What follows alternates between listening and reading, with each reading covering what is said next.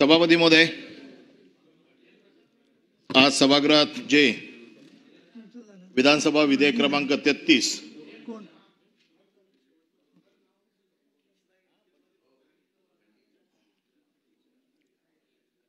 हे जे आज जे बिल आले, पक्षाकडून नावाची गरज नाहीये, पण तुमची नावं मला या बिलाच्या संदर्भात मला लिहून घेते मी। आता सरकारने या बिलाचा उद्देश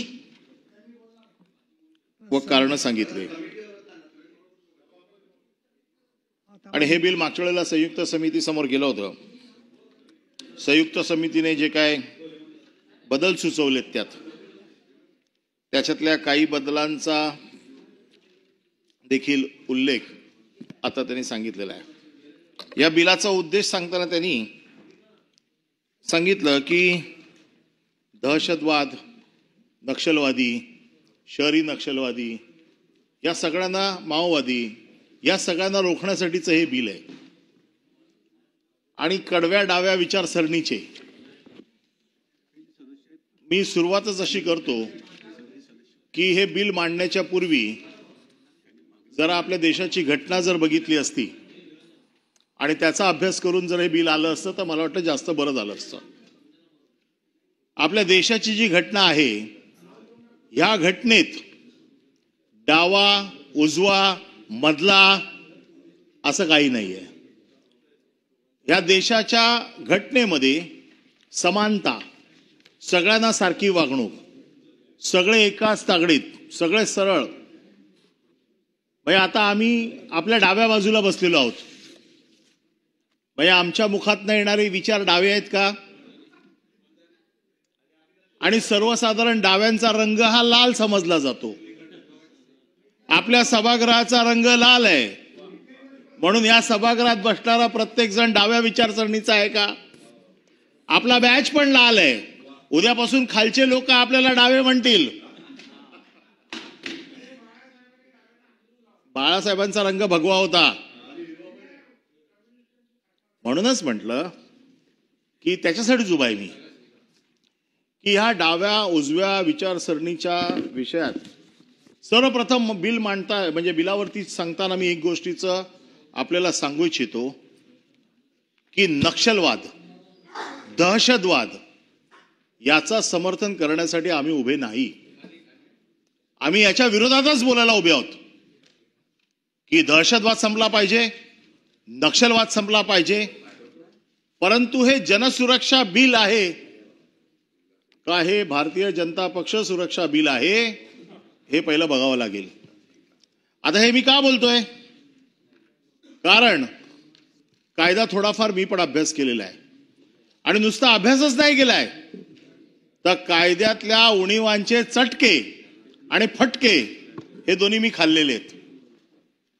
आणि म्हणून मी हे हक्काने बोलतोय की आज आपल्याकडे दहशतवाद विरोधी किती कायदे आहेत? आपल्याकडे आज जवळजवळ 3 ते 4 कायदे आज दहशतवाद विरोधी आहेत। जो यूएपीए जो बनवला, हा यूएपीए कशासाठी बनवला? याच कारणासाठी बनवला। यूएपीएचा उद्देश काय होता? यूएपीए बनवताना हा दहशतवाद मुळापासून काढावा, जे दहशतवादी याच्यामध्ये आहेत ते काढावेत, त्यांना चांगली कडक सजा व्हावी, त्यांना जामीन होऊ नये, त्यांच्यावरती कायद्याच्या पळवाटा असू नयेत आणि त्या पळवाटातनं ते बाहेर पडू नयेत, याच्यासाठी यूएपीए लावला गेला।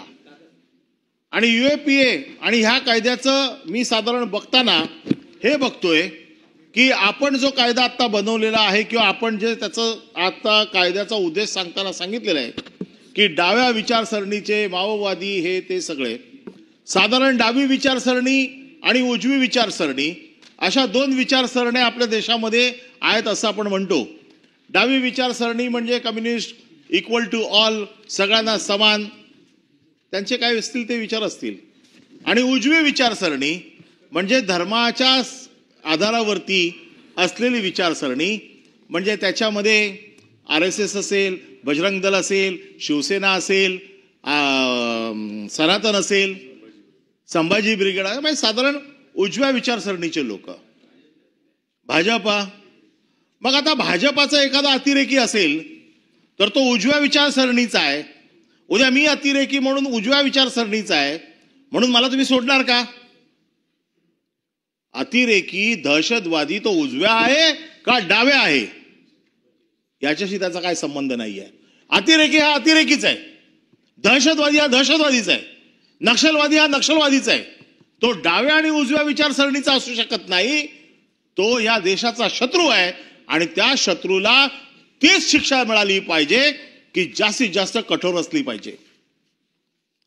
ह्या बिलाच्या अनुषंगाने जो वास येतोय आम्हाला, की जे वाटतंय की ह्या बिलाचा गैरवापर कसा होऊ शकतो, या बिलामुळे एखाद्याला ठरवून टार्गेट कसं केलं जाऊ शकतं, जे UAPA मध्ये तुम्हाला शक्य नाही ते ह्या बिलामध्ये तुम्हाला शक्य आहे. कसं तुम्हाला घेऊन जायचंय संघटनेला, कुठल्या संघटनेला बरोबर टार्गेट करायचंय. माझं म्हणणं असं आहे, तुम्ही जो उद्देश एक सांगितलाय ज्याच्याशी आम्ही 100% सहमत आहोत, की एखादा जर देशद्रोही सापडला तर त्याला बिलकुल कुठे माफ करता येता कामा नये, त्याच्यावरती कुठल्याही प्रकारची दयामया असता कामा नये. पण त्याच्यासाठी हे वेगळं बिल का? त्याच्यासाठी तुमच्याकडे आता असलेले सगळे कायदे आहेत.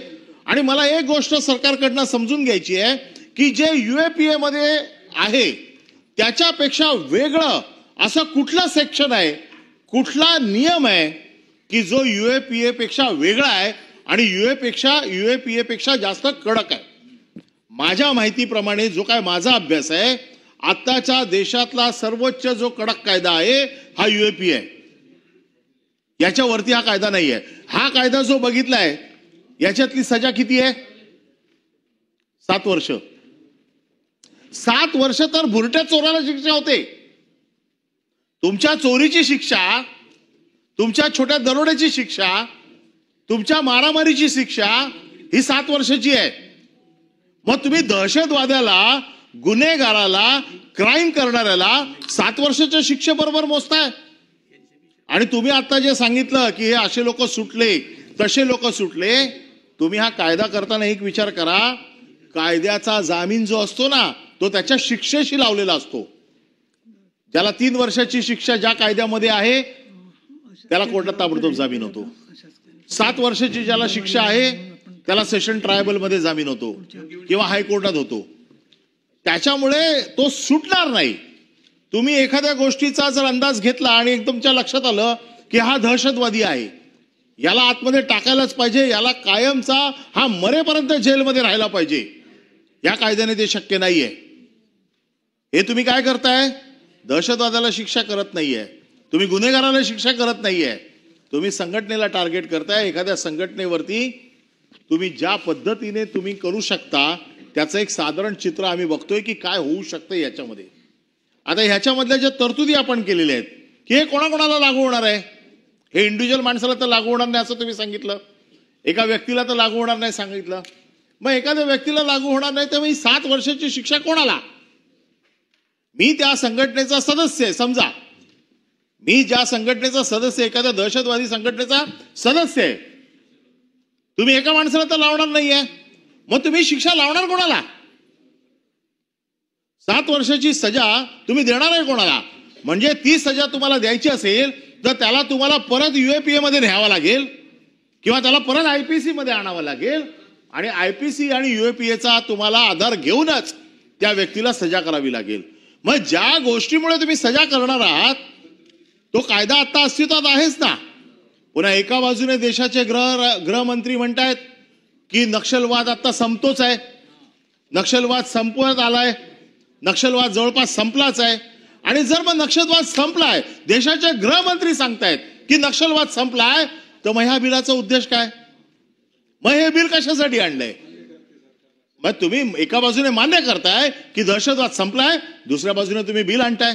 या बिलाचा उद्देश सांगताना तुम्ही हेच सांगितलंय की नक्षलवादाशी संबंधित, माओवादाशी संबंधित. मग तुमचे गृहमंत्री खरं बोलतायत का? तुम्ही इकडे आणलेल्या बिलाचा आम्हाला विचार करावा लागेल की हे बिल खरं आहे का खोटं आहे, का राजकीय हेतूने प्रेरित आहे? बिल जर तुमचं दहशतवाद्यांच्या विरोधात असेल, माओवाद्यांच्या विरोधात असेल, देशविघातक कृत्यांच्या विरोधात असेल तर आमचं त्याला समर्थन आहे. परंतु त्या बिलाच्या आडून राजकीय अजेंडा जर त्याच्यावरती चालणार असेल तर त्याच्या विरोधात आहे. मी हे का सांगतोय, कारण तुमचा मनी लॉन्ड्रिंग ऍक्ट जो आहे किंवा तुमचे वेगवेगळे कायदे आहेत, PMLA आहे किंवा आहे, याच्यात देखील तुम्ही आता जे म्हटलंय ना की सल्लागार मंडळ त्यांच्या परवानगीशिवाय हे होत नाही. PMLA ऍक्ट मध्ये 1 कोटीच्या खालची केस PMLA ऍक्ट मध्ये बसत नाही.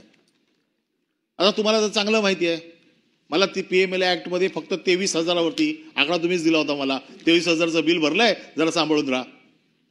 23,000 साठी मी 6 दिवस ईडीच्या ऑफिसमध्ये बसून होतो. 23,000 परमिशन कोणी दिली? जॉईंट डायरेक्टरने. एक फक्त कलम त्याच्यामध्ये नियमात टाकून ठेवलं होतं की असं एक्झम्पशन देण्याचा अधिकार हा जॉईंट डायरेक्टरला आहे. आता तुम्ही जे 3 लोक जे सल्लागार मंडळामध्ये बसवलेले आहेत ना, जे सुरुवातीला होते हायकोर्टचे जजेस, नंतर आता काय केलंय, रिटायर्ड जजेस, रिटायर्ड सेशन जजेस आणि सरकारी वकील, हे तिघेही ना तुमच्या हातातलं बावलंय. यांची हिंमत आहे का तुम्हाला सांगायची की हे तुम्ही सांगितलं आम्ही नाही करत म्हणून? त्यांच्या लगेच क्वार्टर्स काढून घ्याल तुम्ही, त्यांचे भत्ते बंद करून टाकाल, गाडीच पाठवणार नाही दुसऱ्या दिवशी. त्याच्यामुळे हे जे मंडळ तुम्ही सांगितलं ना, हे तुमच्या हातातलं बावलंय. तुम्ही सांगितलेली कुठली गोष्ट नाही म्हणायची या मंडळाची हिंमत आहे का? हा, तुम्ही हायकोर्टाचे जजेस जर कंपल्सरी केले असते तर हायकोर्टाच्या जजेसला, सिटिंग जजेसला ही ताकद आहे तुम्हाला नाही म्हणायची. परंतु हे जे रिटायर्ड जजेस आहेत, रिटायर्ड सेशन जजेस आहेत, आणि तिथे रिटायर्ड हायकोर्ट जजेस येण्याचे चान्सेस तर फार कमीच दिसत आहेत. 2च माणसं येतील, तुमचे सरकारी वकील येतील आणि तुमचे सेशनचे रिटायर्ड जजेस येतील, जे असेच बघत असतात काहीतरी काम. त्याच्यामुळे हे जे सगळं थोतांड आहे की ज्या परमिशन्स तुम्ही मागताय की ज्यांच्या मंडळाच्या समोर गेल्याशिवाय हे होणार नाही, हे होऊच शकत नाही. हे तुम्ही जे पाठवलं ते त्यांना मंजूर करून द्यावं लागेल. आणि म्हणून माझा परत हा प्रश्न तुमच्या समोर विषय आहे की हे बिल स्पेसिफाईड करा. हे बिल तुम्ही जे म्हटलंय, कडव्या डाव्या संघटना मग त्या शहरामध्ये फार सभ्यतेचा बुरखा घालतात आणि नंतर पाठीमागून जंगलामध्ये काम करतात. अरे हे शोधण्यासाठी तुमच्याकडे एवढ्या यंत्रणा आहेत. तिथे संदीप पाटील नावाचे जे अधिकारी बसलेत, ज्यांनी अहोरात्र कष्ट करून ह्या सगळ्या लोकांना आवर घातलेलं आहे. मग हे नवीन आणून त्यांना काय कळत? किती जणांनी छातीवरती नक्षलवाद्यांच्या गोळ्या झेलल्या आहेत. या बिलाने त्यांचा काय फायदा होणार आहे? जास्तीत जास्त त्यांना आणखीन अधिकार द्या, त्यांचे हात जर बांधले असतील कुठे तर सोडा, त्यांच्यावरती ते काम सोपवा. परंतु हे बिल आणताना सर्वसाधारण अशी बाहेर चर्चा आहे की डाव्या संघटनांनी यावेळेला लोकसभेला तुम्हाला मतदान केलं नाही, त्याचा राग काढण्यासाठी हे बिल आणलं गेलंय, असं एक साधारण बाहेर चर्चा आहे. हा राग आहे. मला तुम्ही एक गोष्ट सरकारने सांगावी की ह्या बिलाच्या माध्यमातून तुम्ही काय साध्य करणार आहे. तुम्ही जे सगळं सांगितलं उद्देश, तुम्ही जे सगळा जो काय कारण सांगितली, या सगळ्या कारणांना जर आम्ही त्याच्या पद्धतीने तुमच्याकडे एक एक प्रश्न मांडलेत आता की मला एक तरतूद तुम्ही अशी सांगा जी UAPA मध्ये नाहीये आणि ह्या कायद्यामध्ये आहे, ज्या कायद्याचा वापर करून UAPA मधनं सुटू शकणाऱ्या माणसाला तुम्ही आयुष्यभर जेलच्या बाहेर येऊ देणार नाही. एक तरतूद सांगा कुठली. तुमच्याकडे तरतूद नाहीये, तुमच्याकडे कुठलं स्पेसिफिक कारण नाहीये. तुम्ही ही जी भाषा वापरली आहे ही ठोकळ भाषा आहे. हे आपण गेले कित्येक वर्ष या सभागृहात वाचतोय. ज्या भाषेचा ठोकळा पद्धतीने उपयोग केला जातो. आता ह्याच्यामध्ये तुम्ही एक शब्द वापरलाय, तो वैष्म ना सर, विश्व, वैष्म. आता किती लोकांना माहिती हा शब्द? या सभागृहातल्या किती लोकांना हा शब्द माहिती आहे? निवासस्थान. हा, निवासस्थान. हो, आपल्याला माहिती आहे, आपण तर विद्वान आहात. हे विद्वानांचं सभागृह आहे. पण एक विचारलं म्हणून त्यातलं उत्तर दिलं. मग साधा शब्द वापरा ना. तुमचं घर जप्त करू, तुमचा वाडा जप्त करू, तुमचं निवासस्थान जप्त करू. अरे असे असे शब्द टाकायचे की पकडलेल्या माणसाला असं वाटेल की काय झालंय, काय काय जप्त करणार आहेत. हे भाषा कुठली आहे. अगदी सोपं सारळ सरळ बिल आणलं असतं की बाबा दहशतवादी कृत्य करणार. आता माझा साधा विचार, डाव्या संघटना, उजव्या संघटना धर्मावरती आधारित. मग पहलगाम मध्ये ज्या लोकांनी हल्ला केला त्यांना तुम्ही सोडणार उजव्या आहेत म्हणून? ते पण धर्माच्या आधारावरती आहेत ना. त्याने आपल्या माणसाला विचारून हिंदू आहे म्हणून गोळ्या घातल्या ना. मग हे उजव्या विचारसरणीचे लोक ठरतात जे धर्माच्या आधारावरती संघटना चालवतात. मग यांना तुम्ही वेगळा नाही देणार? मग तुम्ही फक्त डाव्यांसाठी का, उजव्यांसाठी का नाही? डावे आणि उजवे तुम्हाला वेगवेगळ्या करता येणार नाही. या बिलात आमचं बघा, तुमच्या बिलाला समर्थन आम्ही देतोय. कशासाठी देतोय? की दहशतवाद, नक्षलवाद, माओवादांशी संबंधित असलेले लोक एक एक शोधून काढा आणि त्यांना कायमच्या आतमध्ये टाका. ते मरेपर्यंत सुटले नाही पाहिजेत, याच्यासाठी बिलाला समर्थन आहे. परंतु तुमचं हे जे बिल आहे हे ठराविक उद्देशाने आणलेलं बिल आहे. याच्यामध्ये जी काही तुम्ही रचना केलेली आहे बिलाची, या रचनेतनं तुमचा उद्देश जो तुम्ही आता मांडला तो सिद्ध होत नाहीये. जी सिस्टीम तुम्ही लावलेली आहे ती परिपूर्ण नाहीये. सिस्टीम सगळ्या तुमच्या हातात ठेवलेल्या सिस्टीम आहेत.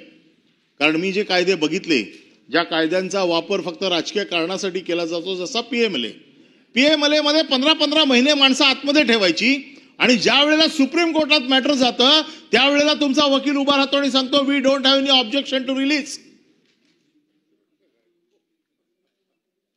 15 महिन्यानंतर सांगितलं जातं I don't have any objection to release. अरे त्या माणसाची 15 महिने फुकट गेले. त्याच्या आयुष्यातला 15 महिने त्याला जेलमध्ये राहावं लागलं. कठोर संकटाला त्याला सामोरं जावं लागलं. याची जबाबदारी कोण घेणार? त्याच्या आयुष्यातले 15 महिने तुम्ही खराब करून टाकले, त्याची जबाबदारी कोण घेणार? आणि नंतर मग शेवटी सुप्रीम कोर्टात सांगायचं ठीक आहे सोडून द्या त्याला.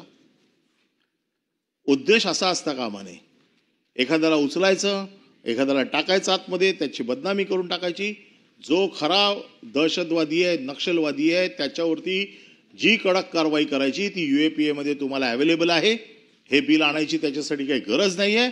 आणि हे जर बिल तुम्हाला आणायचंच असेल तर ह्या बिलामध्ये अतिशय स्पष्टता हवी की हे बिल नक्षलवाद्यांसाठीच आहे, हे बिल माओवाद्यांसाठीच आहे, हे देशविघातक शक्तींसाठीच आहे, जे देशामध्ये आपल्या सभ्यतेचा आव आणून विघातक कृत्य करतायत त्यांच्या विरोधातलं आहे.